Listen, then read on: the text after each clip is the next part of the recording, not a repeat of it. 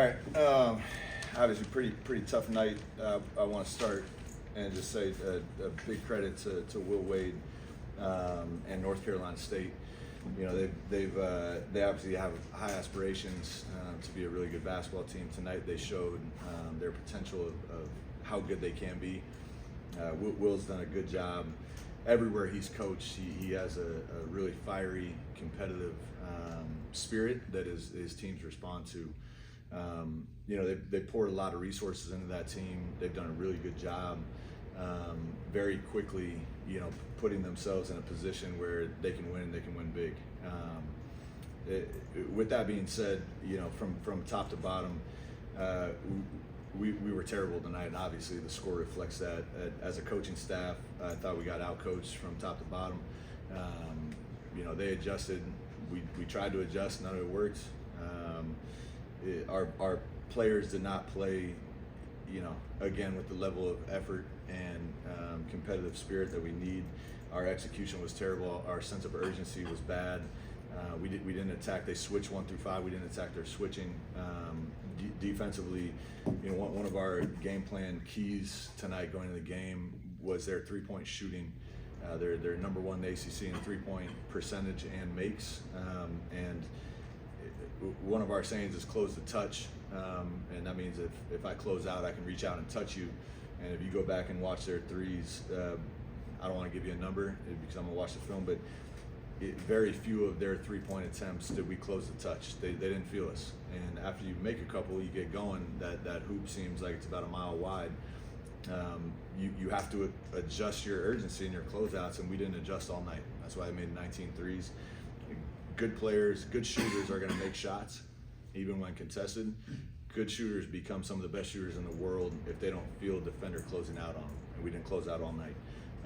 And then, you know, the boards, 44 to 25, it's completely unacceptable. To me, two things really stand out when talking about this game.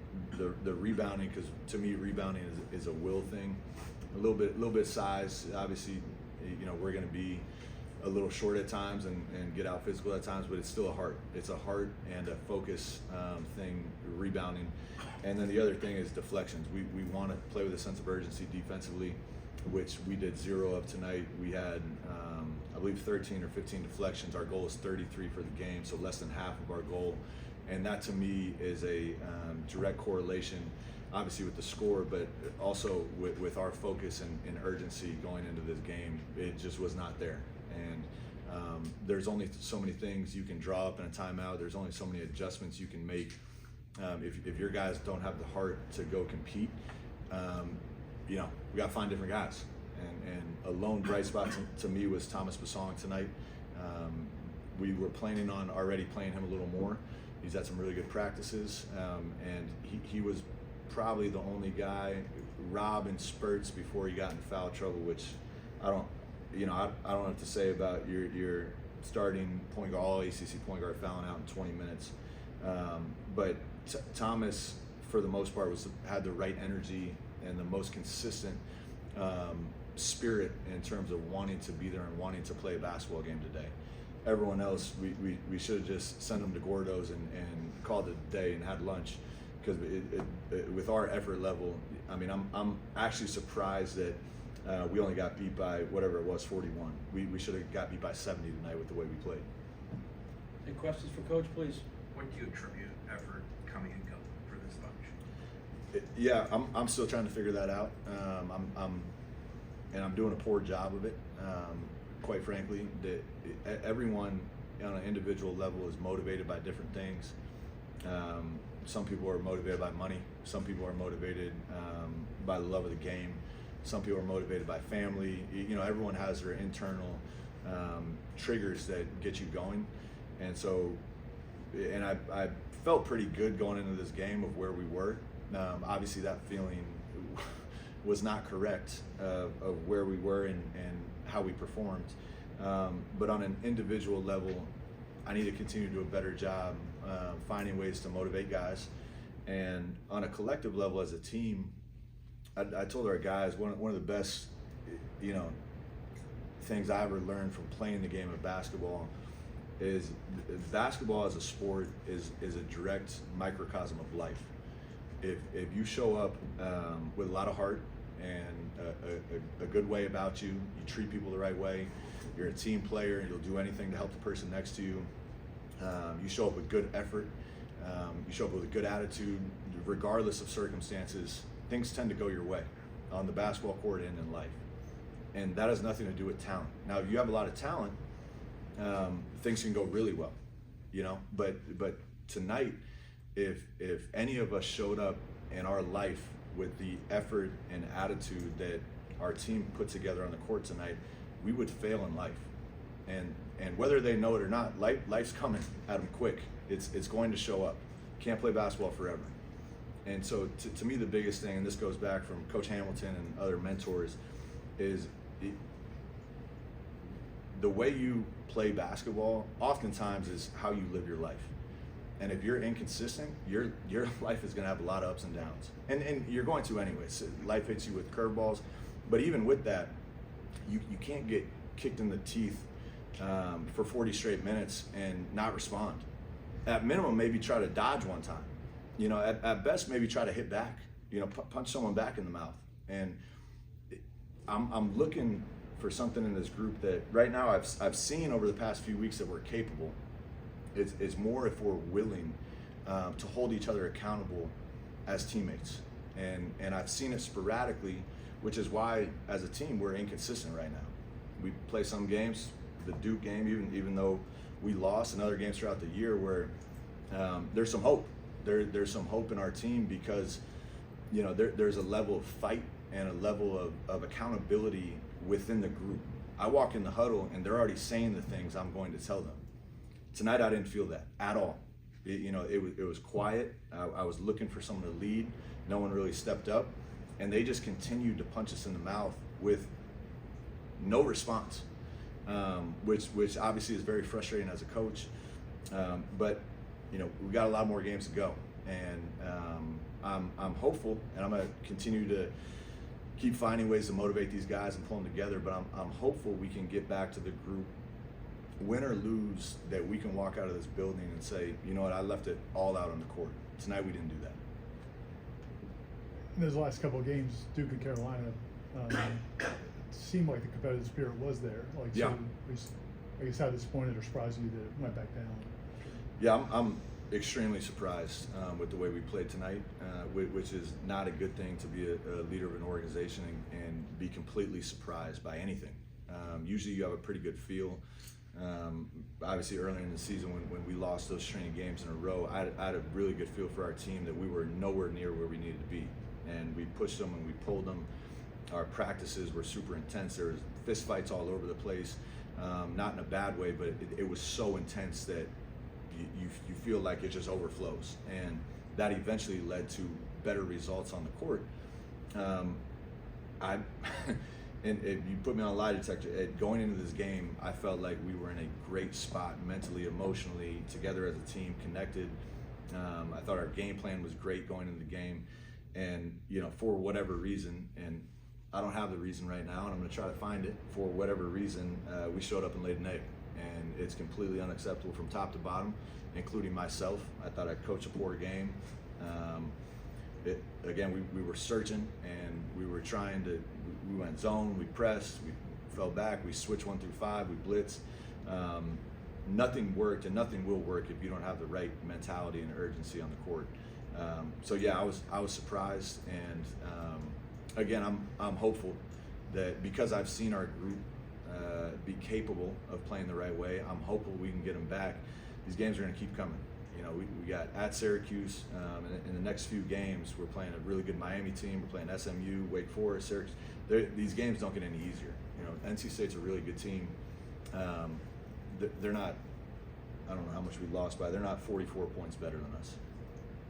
You talked about using Tomas maybe more minutes. Are there guys that can either get more minutes or can use minutes as a motivator for guys who aren't really into the energy that you're looking for? Wow, that's a great question. I feel like you're encouraging me to find those guys, which I'm open for business. Again, at a bare minimum, I can't play guys that don't want to give it all. It just, you can't do it. I don't care how much I like it. I love these kids. I love our kids. They're really good kids. But in order for a lot of these guys, and especially most of our team is coming up from the lower or mid-major level. This is big-time basketball. You call it whatever you want. This is as close to professional basketball. Some people would argue it is professional basketball. These guys are making a lot of money to play basketball. Maybe not as much as our opponent on any given night, but the reality is you're getting a lot of money to show up and go to school. All right, you got to graduate, you got to stay eligible, and hopefully get a good degree, and then you got to perform as a basketball player. It's as simple as that. And right now, if you don't perform, similar to what I said earlier, going back to life, if you don't perform in life, you're going to get replaced. You call it harsh, that's life. If you write bad articles every day, eventually you don't have a job anymore. If I coach basketball the way I coach tonight, eventually our administration will let me go and they'll find someone that's better. If you're a player and you don't perform, you play a little bit less, maybe you get pulled from the starting lineup, you play a little bit less, eventually you don't play at all, and eventually you never play basketball again. You gotta find a real job. That may be harsh and black and white, but that is the reality of currently what we're living in and what they're going to see in life. So it's not, to me, it's not pressure. It's an absolute privilege to get to show up and play basketball at a high level in front of a lot of fans that want to cheer you on and have the opportunity every night to compete. A lot of people in life don't get that opportunity. They got to sit at a desk and work a job they might not like. I hope our guys like their job. I freaking love basketball. I love playing it. I love coaching it. I'm eager every day to get back in the office. If you don't have that at minimum like but love for the game, you're going to be in trouble. Luke, how do you think this group is going to respond? You play in 3 days on the road, and it's a place to play. Like, how do they? I don't know what the message was after the game. I'm sure it wasn't all that polite. But what do you want to see from this team and how they respond moving forward to this? Yeah, but how I think they're going to respond is how I hope they're going to respond. They're going to be embarrassed and upset and work together to get better, to get in the gym, to improve the areas we need to improve, the simple things, the free throws, but all of those things, all of the skill things are a direct correlation to if your heart's in the game or not. And I'm hopeful we're going to respond and go up to Syracuse and play the way we're capable of. And if I said anything otherwise, I shouldn't be coaching here. You know, if I said, you know, I think we're not going to respond and we're going to go get beat by 44 again, you need to find a new coach. But we're going to do our job as a staff to continue to push these guys, continue to try to help them. But our guys got to want to play. They got to want to show up and win games. You guys You don't. said Tomas had a good week of practice and you had a good night tonight. Is he where you thought you should be right now when you started in the fall? Yeah, you know, I look at all freshmen because I went through it. There's going to be some growing pains for Tomas and for Cam. You know, these guys are freshmen playing real minutes in the ACC, real minutes. Other teams that we're going up against have McDonald's All-Americans that are playing less than our 2 freshmen. So we're going to have to live with some growing pains. The biggest thing to me that Tomas brings to the table is he plays with a ton of energy. And sometimes that leads to mistakes that as a staff, we're starting to, and I'm never okay with just like, you can make as many mistakes as you want. As a staff, I'm starting to be a little more okay with, as long as he's playing with great energy, you gotta work through some of those mistakes as a freshman, hoping that as he develops, those mistakes become less and less. But again, Tomas gets on the court and he's gonna give you everything he has. And sometimes it's pretty and sometimes it's not. But I'll tell you this, he's going to be an unbelievable player. He just is about the right things. He's coachable. He'll look you in the eyes when he makes a mistake. It hurts him. To me, he's just getting to the point, athletically, he's long, he's active, but he's just getting to the point where he's starting to understand the game a little bit, which can be scary. If he, with his energy and body type, starts to understand basketball, he's going to be a very good player for a long time. Everybody else set? Thank you, guys. You got something? Go I ahead. did have, but I'm Go so ahead. sorry. No, go ahead. Sorry.